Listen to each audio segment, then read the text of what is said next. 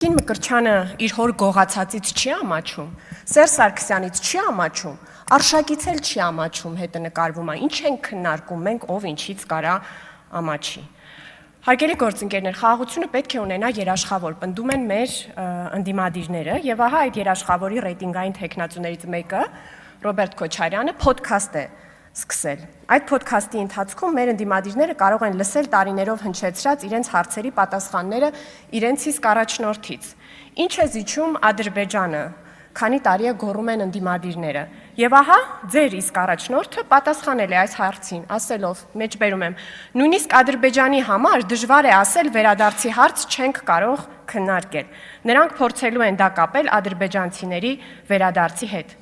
Հարգելի դաշնակցականներ,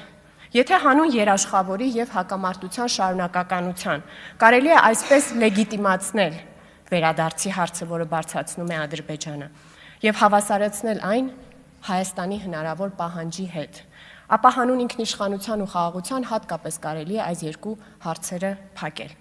Հաջորդ հարցը, որը դուք մի քանի տարի շարունակ հնչեցնում եք, հետեւյալն է. ինչ խաղաղություն, եթե Ադրբեջանը դեռ օկուպացրած է պահում Հայաստանի սուվերեն տարածքը։ Կրկին ձեր առաջնորդը իր փոդքասթի ժամանակ պատասխանել է այս հարցին, ասում է, որ Կիպրոսում խաղաղություն է։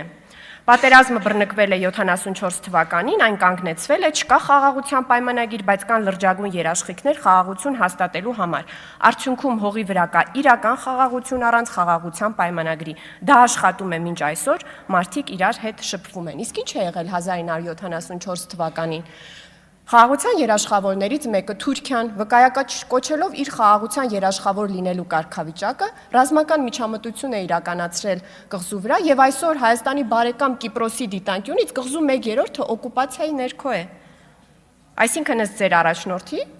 ձեր հարցի պատասխանը հետեւյալն է. Հայաստանի օկուպացված տարածքները կարող են մնալ օկուպացիայի ներքո, ավելին Հայաստանը կարելի է բաժանել մասերի, միջանցք տալ, միայն թե լինի երաշխավոր եւ դուք դա պատրաստ եք կոչել խաղաղություն։